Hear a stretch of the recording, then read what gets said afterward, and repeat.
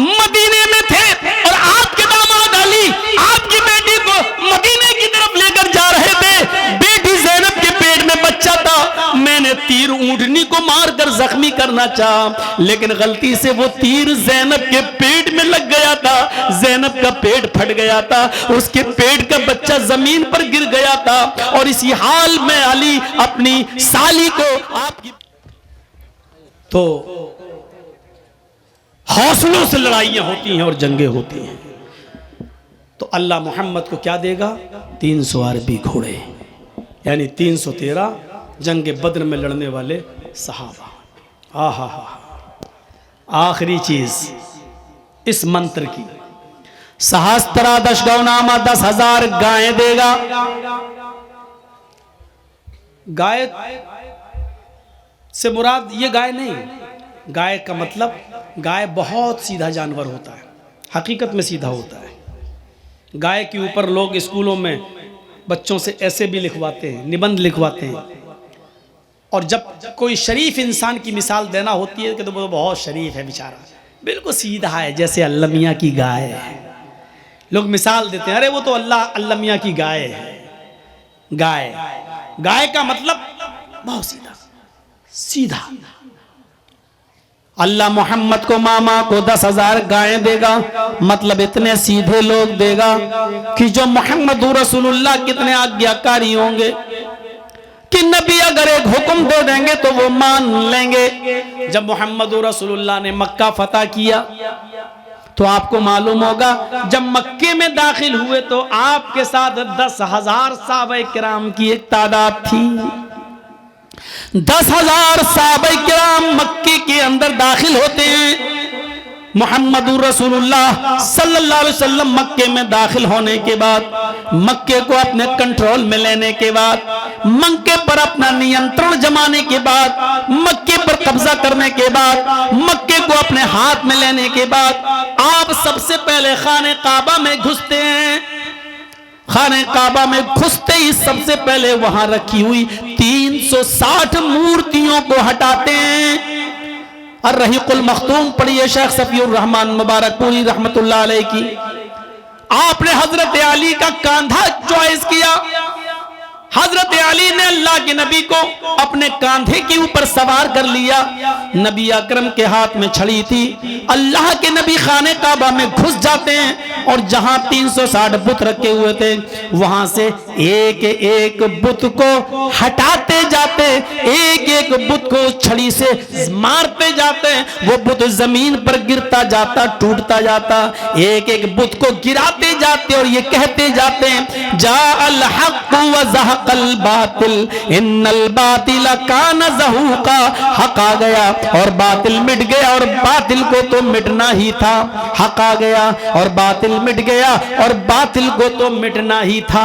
मेरे प्यारे भाइयों, ये था जनाबे मोहम्मद रसूलुल्लाह सल्लल्लाहु अलैहि वसल्लम का सबसे पहला काम। जब आपने खाने काबा से उन बुतों को साफ कर दिया है और खाने काबा को पाक कर दिया, रब की तौहीद कायम हो गई, तो वहां आपने पहले 2 रकात नमाज पढ़ी। और नमाज पढ़ने के बाद जब आप सहाबाए किराम के साथ खाने काबा से बाहर निकलते हैं, काफिर डरे हुए, हजरत साद की जबान से ये जुमला निकल गया, आए काफिरो आज तैयार हो जाओ, तुम्हें मारा जाएगा। आए काफिरो तैयार हो जाओ मरने और कटने के लिए। तुमने हमें मारा, तुमने हमें मक्के से निकाला, हमारी जमीन और जायदाद से हमें बेदखल किया, हमारे बच्चों को तुमने कत्ल किया, तुमने बहुत जुल्म किए। आज इंतकाम के लिए तैयार हो जाओ। जिन्होंने हमारे बच्चों को मारा, हमारे बड़ों को मारा, आज हम उनको भी कत्ल करेंगे। तैयार हो जाओ कत्ल होने के लिए। हजरत साद की जबान से जुमला निकल गया, अल यौम यौमुल मलहमा। आज का दिन तो टुकड़े टुकड़े कर देने का दिन है। मलहमा लहम से बनाए। आज का दिन तो गोश्त के टुकड़े टुकड़े कर देने का दिन है। आज का दिन तो बोटियां बोटियां कर देने का दिन है। आज का दिन तो मारने और काटने का दिन है। आए काफिरो आज हम तुम्हें काटेंगे। अल्लाह के नबी दूसरी तरफ बैठे हैं, वो कहते हैं नहीं नहीं, आए काफिरो तुम्हें डर डरने की जरूरत नहीं है। साथ गलत बोल रहे हैं। आज का दिन कोई टुकड़े टुकड़े कर देने का दिन नहीं है। आज का दिन किसी को कत्ल कर देने का दिन नहीं है। आज हम किसी को नहीं मारेंगे, बल अल यौम यौमुल मरहमा, आज का दिन तो रहमो करम का दिन है। आज का दिन तो अफू दरगुजरी का दिन है। आज का दिन तो एक दूसरे को माफ करने का दिन है। आज का दिन तो एक दूसरे को गले लगाने का दिन है। नहीं नहीं, तुम बेफिक्र रहो, तुम इसी मक्के में रहोगे, तुम्हें कोई नहीं मारेगा। हाँ, लेकिन अपने जुर्मों की माफी मांग लो। मुझे पता चलना चाहिए कि किसने क्या जुल्म किया था, क्या जुर्म किया था। आओ आओ मुझसे माफी मांगो, मैं तुम सबको माफ करने के लिए तैयार हूं। एक आया, मैंने ये जुर्म किया, आपने कहा जाओ मैंने तुम्हें माफ कर दिया। दूसरा, मैंने फला को कत्ल किया, जाओ मैंने तुम्हें भी माफ किया। एक और शख्स आता है, आपने कहा तुमने क्या किया, कहने लगा मोहम्मद अगर ना सुने तो बेहतर होगा। नहीं नहीं, मुझे बताओ, आज मैं सुनना चाहता हूं। कहा आय अल्लाह के नबी, आपकी बेटी ज़ैनब ऊँटनी पर सवार थी, उनके पेट में हमल था, आप मदीने में थे और आपके दामाद अली आपकी बेटी को मदीने की तरफ लेकर जा रहे थे। बेटी ज़ैनब के पेट में बच्चा था, मैंने तीर ऊँटनी को मारकर जख्मी करना चाहा, लेकिन गलती से वो तीर ज़ैनब के पेट में लग गया था। ज़ैनब का पेट फट गया था, उसके पेट का बच्चा जमीन पर गिर गया था। और इसी हाल में अली अपनी साली को, आपकी बेटी ज़ैनब को मदीने लाए। पेट का बच्चा जाया हो चुका था। जब ज़ैनब को होश आया और उसको पता चला कि मेरे पेट का बच्चा न रहा, तो आपकी बेटी ज़ैनब इस सदमे को बर्दाश्त न कर सकी, उनका इंतकाल हो गया। आय अल्लाह के नबी, मैं आपकी बेटी ज़ैनब का कातिल हूं। अल्लाह के नबी की आंखों में आंसू आ गए। फरमाया हिबार, मेरी बेटी की याद दिला दिया आज तूने। मैंने ही अपने इन हाथों में अपनी बेटी को दम तोड़ते हुए देखा है। मैंने इन हाथों में अपनी बेटी को लिया और उसकी आखिरी सांसें इसी हाल में निकली कि उसको सदमा था कि मेरे पेट का बच्चा जाए हो गया। लेकिन आय हिबार, मैं वादा कर चुका हूं कि किसी से कोई बदला नहीं लिया जाएगा। ओ मेरी बेटी के कातिल, ओ मेरी बेटी ज़ैनब के कातिल, जा आय हिबार, जा जा हिबार, मैंने तुझको भी माफ कर दिया। आय हिबार, मैंने तेरा खून भी बख्श दिया। आय हिबार, जा मेरी आंखों के सामने से हट जा, मैंने तुझे भी छोड़ दिया। उसी महफिल में माफी मांगने वाली एक औरत आती है, नाम है उसका हिंदा। कहती अल्लाह के नबी, आप तो मुझे जानते ही हैं। आपने कहा तुम हिंदा हो? हाँ। आए हिंदा, तेरा जुर्म तो बहुत बड़ा है। मेरे चचा हमजा का तूने पेट फाड़ा। मेरे चचा हमजा के कत्ल के बाद तूने उसकी नाक काटी, तूने उसका कान काटा, तूने मेरे चचा हमजा की जबान काटी और इन तीनों में धागा डालकर तूने उसका हार बनाकर अपने गले में पहना। मेरी चचा की लाश का तूने मुसला किया है। तूने मेरे चचा हमजा की जबान काटी, नाक काटी, कान काटा और उसका हार बनाकर अपने गले में पहना। इस पर भी तेरा कलेजा ठंडा न हुआ तो तूने मेरे चचा का पेट फाड़ा, पेट से कलेजा निकाला, उस कलेजे को काटा और अपने दांतों से नोचा और उस कलेजे को तूने दांतों से चबाया।